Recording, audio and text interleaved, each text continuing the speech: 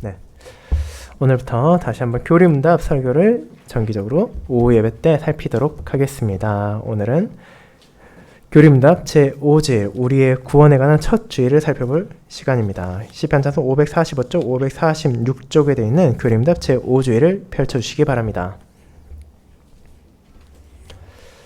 교리문답 제5주일 교독하도록 하겠습니다. 하이데벨 교리문답 제2부 우리의 구원 주의 날 5 제12문 우리가 하나님의 의로운 심판에 따라 현세에서 그리고 영원히 형벌받는 것이 마땅하다면 어떻게 이 형벌을 면하고 다시 총애를 받을 수 있겠습니까? 하나님께서는 그분의 공의가 충족되기를 요구하십니다. 그러므로 우리는 자력으로든 아니면 다른 일을 통해서든 죄의 값을 완전히 갚아야 합니다. 제13문 우리 스스로 이 죄값을 갚을 수 있습니까? 절대로 없습니다. 반대로 우리는 우리의 죄값을 날마다 점점 늘리고 있습니다. 제13문 단지 피조물에 불과한 어떤 존재가 우리를 위해 죄의 값을 갚을 수 있습니까? 없습니다. 무엇보다도 하나님께서는 사람이 저지른 죄에 대해 다른 피조물을 벌하지 않으십니다. 더구나 피조물로서는 죄에 대한 하나님의 영원한 진노의 무거운 짐을 감당할 수 없고 그 형벌에서 다른 피조물을 해방시킬 수도 없습니다. 제15문 우리는 어떤 본질의 중보자와 구원자를 찾아야 합니까? 그분은 참 사람이시고 의로운 사람이면서 모든 피조물보다 더 능력이 많으신 분, 즉 동시에 참 하나님이신 분이셔야 합니다. 오늘은 제5주일을 스탄 목사님의 설교를 읽는 설교로 봉사한 후 찬송 1장을 부르고 시편 77편 1호절을 이어서 부르도록 하겠습니다. 사랑하는 주 예수 그리스도 안에 있는 형제 자매님들, 저와 여러분은 우리의 죄와 비참에 대해 다루는 교리문답 제1부에서 결국 하나님의 심판대 앞에 서게 되었고 그 자리에서 공의로운 형벌, 우리의 몸과 영혼에 내려질 가장 엄하고 영원한 형벌을 마주하게 되었습니다. 우리는 말 그대로 막다른 골목에 도착했습니다. 우리가 할 수 있는 모든 변명은 헛되이 소진되었고 이제는 죄를 고백하며 우리 주 하나님 앞에 깊이 고개를 숙일 수밖에 없습니다. 그렇게 교리문답서는 우리의 큰 수치와 죄책을 감명하면서도 확실하게 드러내었습니다. 우리는 하나님의 영광에 완전히 미치지 못하는 부족한 존재입니다. 그러나 우리의 신앙 고백은 죄인인 우리를 그 자리에 버려두지 않습니다. 그렇게 우리는 구원을 고백하는 교리문답의 두 번째 부분으로 향하게 되는 것입니다. 우리의 구원을 전하는 첫 주일인 제5주일 제12문답은 앞선 내용을 요약한 질문으로 시작합니다. 우리가 하나님의 의로운 심판에 따라 현세에서 그리고 영원히 형벌받는 것이 마땅하다고 말입니다. 이걸 신자로서 우리가 드려야 할 첫 번째 고백입니다. 나는 비참한 죄인이란 것입니다. 그렇게 우리는 주님 앞에서 깨어지고 부서진 마음을 가져야 합니다. 그렇게 해야만 우리는 12문답에 이어지는 질문, 어떻게 이 형벌을 면하고 다시 총애를 받을 수 있겠느냐고 물을 수 있는 것입니다.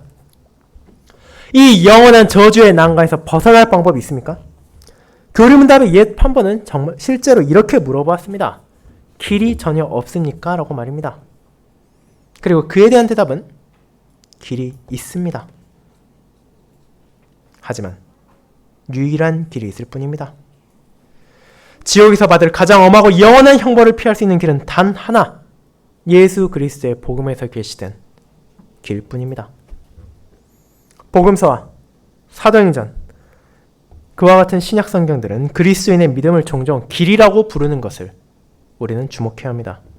사도행전 9장 2절에서 바울은 사도가 되기 전 아직 사울이라 불렸을 때 다메섹으로 가서 만일 그 도를 따르는 사람을 만나면 남녀를 막론하고 결박하여 예루살렘으로 잡아오려 했습니다.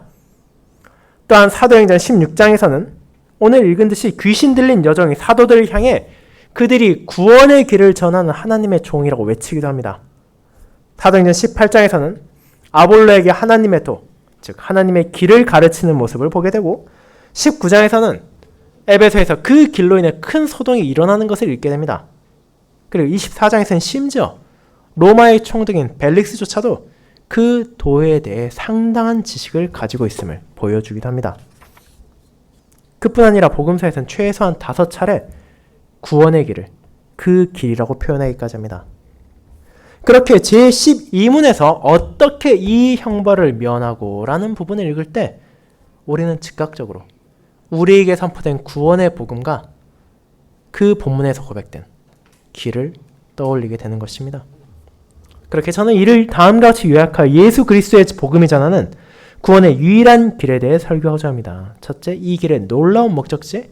둘째, 이 길에 있는 거대한 장애물. 셋째, 이 길의 유일한 가능성이 바로 그것입니다. 첫 번째, 이 길의 놀라운 목적지에 대해 먼저 알아보겠습니다. 형제자매 여러분, 교리문답은 어떻게 이 형벌을 면할 수 있습니까? 라고 물어봅니다. 우리가 처한 상황이 분명 달갑지 못하고 어려운 것이라면 우리는 자연히 그것을 어떻게 피할 수 있을 것인지를 생각하게 될 것입니다. 그렇다면 이 난관에서 벗어날 수 있는 길은 어디에 있습니까? 우리는 대체 어떤 길을 따라야 하는 것입니까?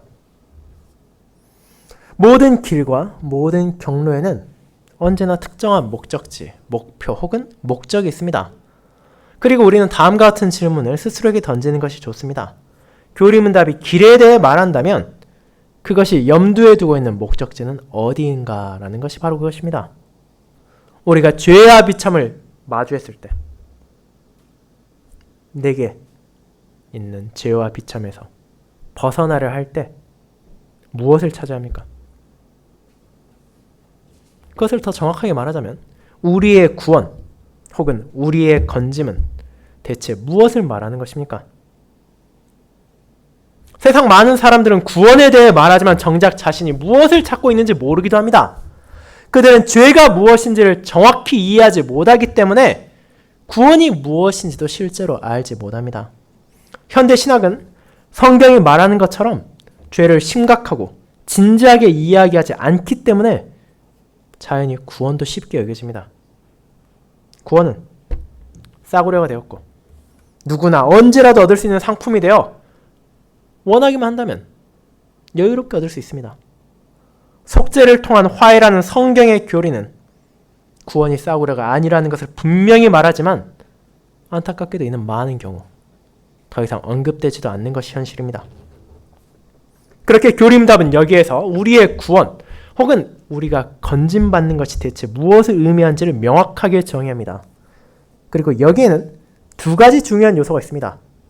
제12문답에 나오듯이 이것은 첫째, 형벌을 피하는 것과 둘째, 다시 은총을 받는 것으로 구성되는 것입니다.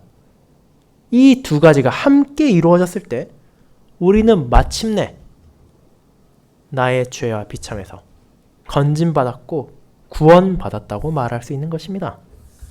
그렇다면 이 두 가지 요소를 잠시 살펴보도록 하겠습니다.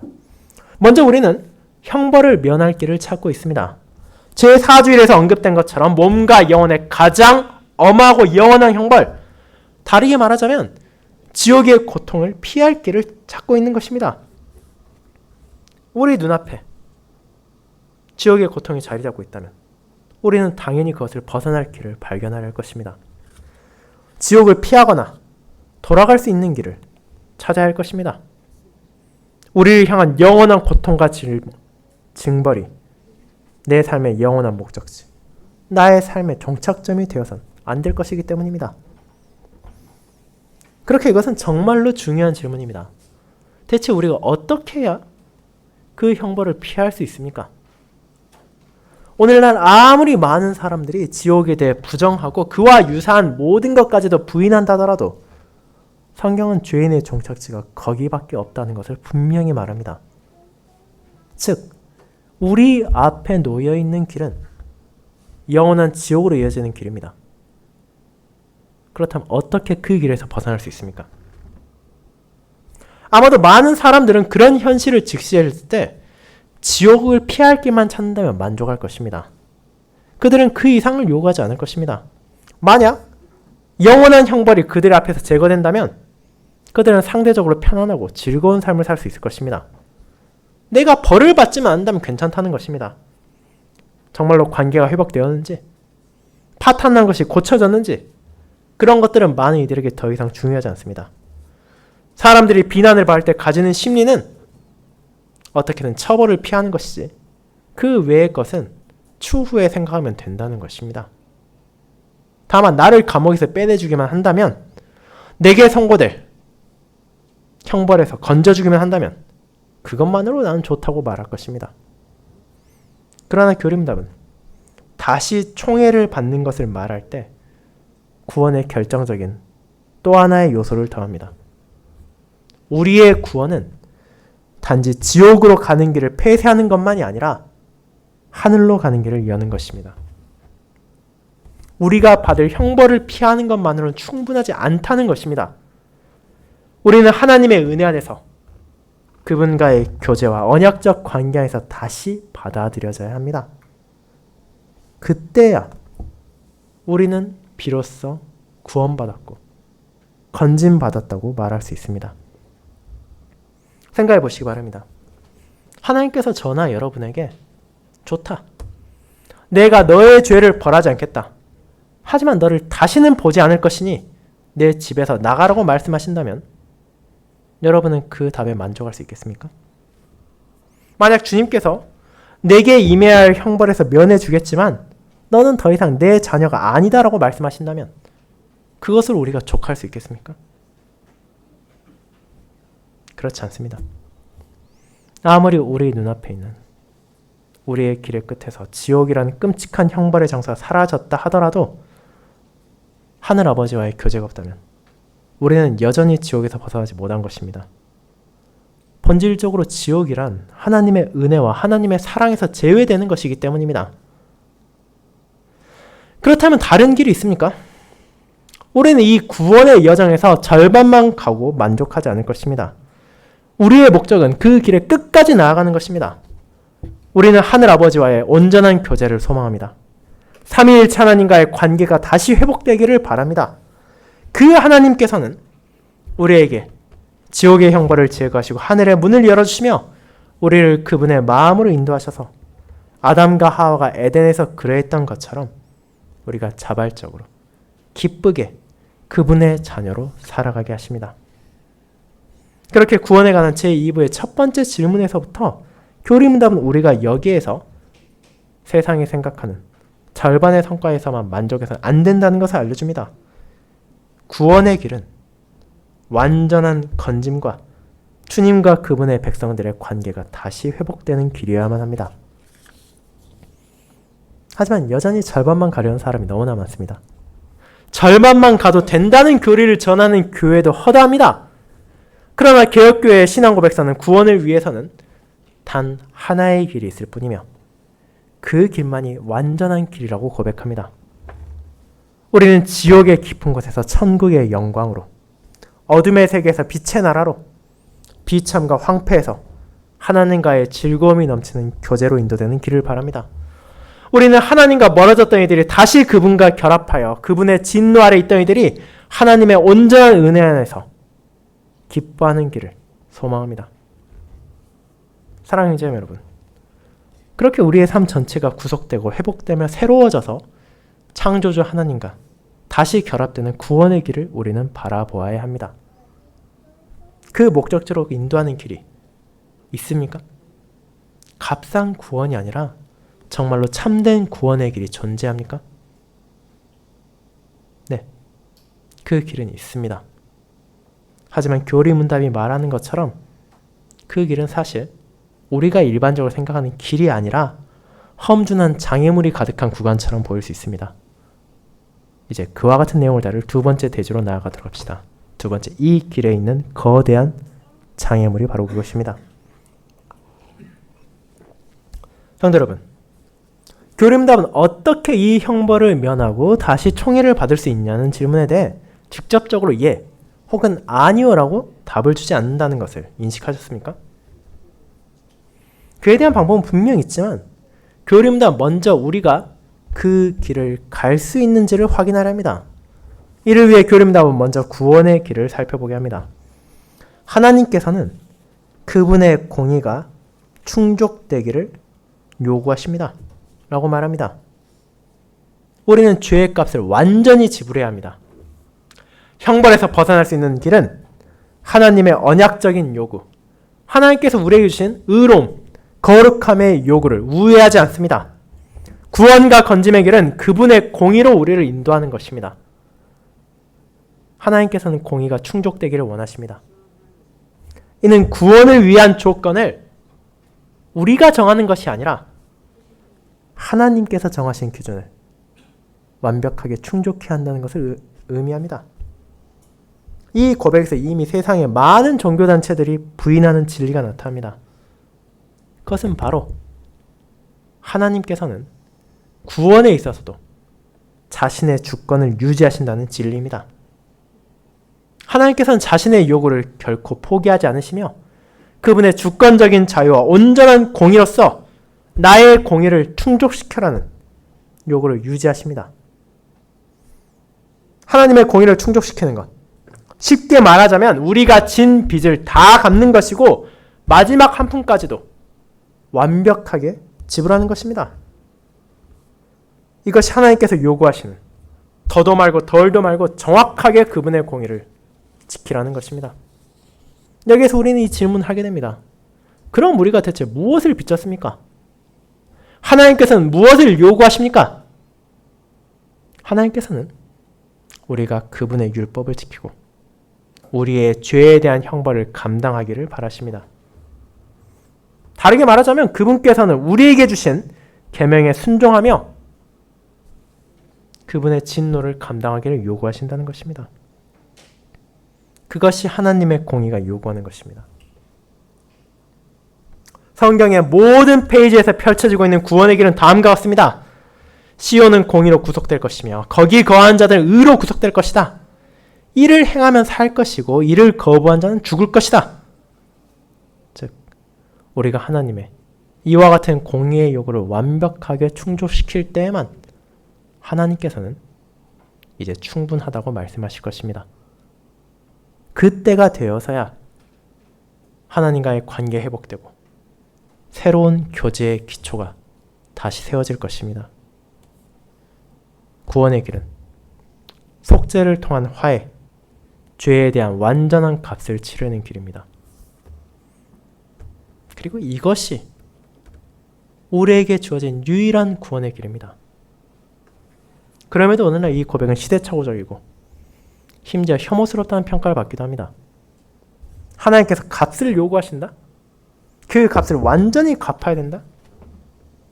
현대 기독교인들은 자신들이 참된 사랑과 관계의 의미를 새롭게 발견했다고 주장하며 그런 공의로운 하나님을 생각조차 하지 않습니다. 하나님께서 값을 요구하신다는 것도 그 공의를 완전히 충족시켜야 한다는 것도 그들에겐 더 이상 다가오지 않는 허황된 말에 불과하게 되었습니다. 그러나 성경은 어떻게 말합니까? 하나님 그분 자신의 말씀은 그분의 공의로운 요구를 분명하게 보여주고 있습니다. 그분께서는 자신의 공의가 충족되기를 바라십니다. 그리고 그것만이 구원의 유일한 길임을 알려주시고 누구도 이를 피하여 구원에 도착할 수 없다는 것을 전하시는 것입니다. 그렇다면 이제 우리는 이어지는 질문을 하게 됩니다. 좋습니다. 그것이 우리의 유일한 길이라는 것을 이제 알았습니다. 그러면 그 길을 과연 내가 나아갈 수 있습니까? 라는 것이 바로 그것입니다. 우리가 정말로 그 길을 나아갈 수 있습니까? 하나님의 공의를 완벽하게 충족할 수 있습니까? 그 답은 교림답 제13문의 답이 분명히 알려줍니다. 절대로 없습니다. 우리 스스로의 능력으로는 그 길을 결코 나아갈 수 없다고 단언하는 것입니다. 이 길에는 사실 거대한 장애물이 있는데 그것은 다름 아닌 우리 자신의 죄된 현실입니다. 우리는 더 이상 하나님의 율법을 온전하게 지킬 수 없습니다. 우리는 이미 갚을 수 없는 빚을 쌓아두었을 뿐 아니라 심지어 매일의 삶에서 그 빚을 점점 늘려가고 있습니다. 결국 우리는 하나님의 공의를 만족시키는 그 길을 나아갈 수가 없습니다. 하나님께 진 빚을 다르게 말하자면 죄에 대한 값을 조금씩이라도 치르며 살아가는 것이 아니라 오히려 그 무게를 점점 늘려만 가고 있는 것이 바로 우리의 현실이기 때문입니다. 자, 그렇게 우리는 그 값을 스스로 치를 수 없을 뿐 아니라 단지 피조물에 불과한 다른 어떤 존재가 그 값을 대신 치러줄 것이란 기대도 할 수 없게 됩니다. 실제로 우리가 그 죄에 대한 값을 치를 수 없다는 것을 확인하게 하는 교리문답은 즉각적으로 그렇다면 혹시라도 다른 피조물이, 다른 존재가 내 죄값을 갚을 수 있는지에 대한 질문을 제기합니다. 하지만 그 답은 어떻습니까? 어떤 동물도, 어떤 식물도, 그리고 어떤 사람도 내 죄값을 대신해서 갚아줄 수 없습니다. 교리문답은 그에 대해 두 가지 단순하면서도 명확한 근거를 제시합니다. 첫째로, 하나님의 공의는 사람이 지은 죄에 대해 다른 피조물을 벌하지 않습니다. 제사에서 흘려지는 동물의 피는 속죄에 필요한 구속의 피를 상징하는 가리킴일 뿐 그것 자체가 속죄가 되지는 않습니다. 궁극적으로 죄에 대한 값은 죄를 지은 사람 자신에게서 나와야 되기 때문입니다. 성경은 범죄하는 그 영혼이 죽을지라고 말하고 죄는 사람이 범죄한 것이기에 속죄 역시 사람이 행해야 하는 것입니다. 그리고 둘째로 단지 피조물에 불과한 어떤 존재로서는 죄에 대한 하나님의 영원한 진노의 무거운 짐을 감히 감당할 수 없기 때문에 그들이 우리를 건질 수 없습니다. 이 두 번째 이유에는 우리 자신도 포함됩니다. 동물도, 사람도, 심지어 천사조차도 하나님의 영원한 공의로운 분노를 감당할 수 없습니다. 우리 중 누구도 그 분노 앞에서 감히 서 있을 수도 없습니다. 하나님의 공의가 우리에게 그 형벌을 감당할 것을 요구한다면 저와 여러분을 포함하여 어떤 피조물도 그것을 감히 받아들이고 그 길을 나아갈 수 없습니다. 누가 지옥에 내려가 영원한 형벌을 받고 다시 올라올 수 있겠습니까? 그럼에도 구원의 유일한 길은 우리가 하나님의 공의를 완벽하게 충족해야 한다는 것입니다. 그런데 그 길을 막는 가장 거대한 장애물은 우리가 그 길을 나아갈 수 없다는 것입니다. 이것이 개혁신학의 구원교리의 핵심입니다. 여기에서 세상과 거짓 교회들이 그토록 확신하는 자력구원의 모든 길이 폐쇄됩니다. 여기에서 인간이 스스로를 파멸에 빠뜨린 자신을 구원하고 창조주 하나님을 다시 만족시킬 수 있다는 주장이 거짓말이라는 것이 폭로됩니다. 이것이 유대교, 펠라기우스주의, 알미니우스주의 등이 가진 가장 큰 거짓말입니다. 우리가 아직도 할 수 있다는 거짓말, 우리 앞에 있는 구원의 길을 나아갈 수 있다는 거짓말, 아마도 그것이 험난할 수 있겠지만 여전히 우리에게 가능성이 남아있다는 거짓말들이 바로 그것입니다. 그럼에도 그들은 말합니다. 우리에게 주신 선물들을 잘 사용하기만 한다면 우리가 하나님의 공의를 여전히 충족시킬 수 있고 우리가 잃어버렸던 자리를 스스로 되찾을 수 있다고 말입니다. 하지만 사랑하는 성도 여러분, 제5주일은 우리의 죄의 결과가 우리의 구원의 가능성에 연결됨을 보여줍니다. 우리는 하나님께 구원의 길을 보여달라고 간구합니다. 그러나 정작 그분께서 그 길을 보여주셨을 때 우리는 그 길에 놓여져 있는 거대한 장애물, 즉 우리의 죄와 비참을 깨닫게 되고 사실상 그 길이 우리가 결코 나아갈 수 없는 막다른 길이라는 결론을 내릴 수밖에 없습니다. 이것이 놀랍고 안타깝지 않습니까? 그 길은 분명히 우리 눈앞에 펼쳐져 있습니다. 하나님의 공의의 길, 하나님의 바른 길이 있지만 정작 내가 그 길을 갈 수 없다는 것입니다. 그것이 우리의 비참입니다. 주님께서 우리에게 길을 알려주셨지만 우리가 그 길을 바라볼 때 내 스스로의 능력으로는 갈 수 없다는 것을 깨닫게 하십니다. 그렇다면 우리는 하나님, 어떻게 우리에게 스스로 갈 수 없는 길을 보여주시냐고 질문할 수밖에 없는 것입니다. 그럼에도 사도행전은, 그럼에도 복음은 계속해서 그 길을 선포합니다. 하나님께서는 그분의 종을 통해 그 구원의 길을 우리에게 계속해서 전하고 계십니다. 그리고 그 길은 우리에게 단 하나의 가능성을 보여줍니다. 그것은 바로 하나님 자신께서 그 길을 여시지 않으신다면 우리 중 누구도 그 길을 갈 수 없다는 것입니다. 그것이 바로 우리를 마지막 대지로 인도합니다. 세 번째, 이 길의 유일한 가능성이 바로 그것입니다. 여러분, 제5주일의 마지막 질문 제15문에는 약간의 절망, 약간의 좌절이 묻어 있습니다. 어떤 본질의 중보자와 구원자를 찾아야 합니까? 라는 질문이 바로 그것입니다. 원문인 독일어에는 그러면 우리는 어떤 중보자를 찾아야 합니까? 라고 되어 있습니다. 즉, 우리를 대신해서 하나님의 공의의 길을 열어주고 그 길을 나아갈 수 있는 존재가 어떤 사람이냐는 것입니다. 내게서 교리문답은 차갑게 보일 수 있지만 실제로 우리가 피할 수 없는 진실을 바라보게 합니다. 하나님의 공의를 만족시킬 수 있는 사람은 참 인간, 다시 말해 저와 여러분과 마찬가지로 피와 살을 가진 실제로 살아있는 사람이어야 합니다. 동시에 그는 어떤 죄도 없는 의로운 사람이어야 하고 모든 면에서 하나님의 율법의 요구를 완벽하게 충족시킬 수 있어야 합니다.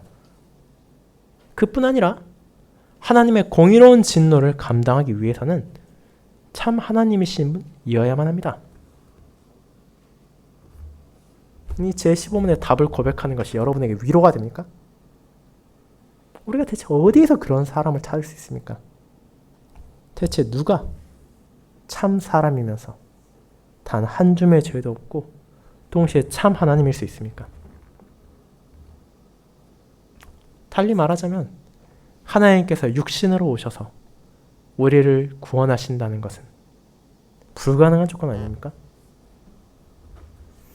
그렇게 제5주일에서 우리는 어디에 도착하게 됩니까? 구원, 해방, 건짐은 값싼 것도 아니고 가벼운 것도 아닙니다. 우리는 이것을 스스로 이룰 수 없습니다. 그렇게 우리는 다만 이렇게 말할 뿐입니다. 주님, 저희를 도와주십시오. 주님의 공의로운 진리에서 벗어날 길을 열어주시고 우리를 주님의 은혜로 받아주시옵소서. 주님만이 우리를 건지실 수 있으시고 우리를 구원하실 수 있습니다. 그렇게 구원을 다루는 첫 주일인 제5주일에서 피할 수 없는 결론은 바로 그 구원은 내가 아니라 하나님께서 행하신다는 것입니다. 주님께서 그 길을 보이시고 그 길을 열어주시고 그 길을 가셔야만 우리가 그 길을 따라갈 수 있는 것입니다. 주님께서 그 길에 놓인 모든 장애물을 제거하실 때에만 우리가 앞으로 나아갈 수 있습니다. 그것이 이 길을 나아갈 수 있는 유일한 가능성입니다. 하늘이 움직이고 하나님께서 그분의 보좌에서 내려오셔야 구원의 그 유일한 길이 열립니다. 그런데 주님께서 그렇게 하실 어떤 의무도 없으셨다는 것을 우리는 기억해야 합니다. 그분께서는 우리에게 빚을 지셔서 우리에게 건지셔야 하는 것도 아니고 우리에게 무언가를 하셔야 할 의무가 있으셔서 그렇게 하신 것도 아닙니다. 그것은 오직 그분의 선하신 뜻과 기쁜 의지로 그분의 깊은 사랑과 자비로 인해 주권적으로 그렇게 하셨을 뿐입니다. 우리는 욥기 9장에 나오는 욥의 말과 같이 심판하실 분께 간구할 뿐입니다. 우리는 무죄하지 않습니다. 다만 우리는 무릎을 꿇고 하나님께서 우리를 위해 길을 열어주시기를 간절히 구할 뿐입니다. 그리고 이제 이 교리문답이 우리에게 위로를 전합니다. 왜냐하면 우리는 우리의 큰 기쁨이자 위로가 존재한다는 것을 알기 때문입니다. 우리는 하나님께서 실제로 나를 위하여 그 길을 나아가셨다는 것을 알기 때문입니다. 구원을 다루는 교리문답의 모든 주일 제5주일부터 제31주일까지는 결국 하나님께서 예수 그리스도 안에서 이 구원의 길을 기적적으로 여시고 그 길을 나아가신 방식에 대해 말하는 것입니다.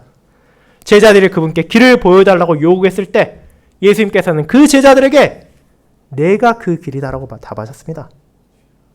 우리는 신앙의 선구자이자 신앙의 완성자이신 그분께 맡겨졌습니다.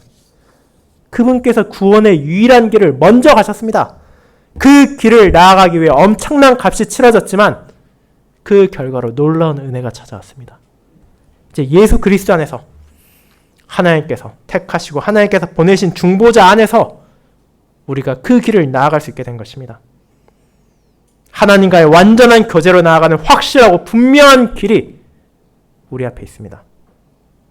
사랑하는 여러분, 우리가 이 형벌을 면하고 다시 총애를 받을 수 있는 길이 있습니까? 그렇게 할 수 있는 방법이 있습니까? 네, 그 길은 있습니다. 예수 그리스도 안에서 우리는 구원의 유일한 길을 보게 되고 그 길을 나아갈 수 있는 유일한 방법을 보게 됩니다. 그분께서 우리의 모든 죄에 대한 값을 치르셨습니다. 빌립보의 여정은 자신의 말한 것의 의미를 온전히 이해하지 못했을지 모르지만 그녀가 말한 것은 사실이었습니다. 하나님의 종은 구원의 길을 선포하고 있었습니다.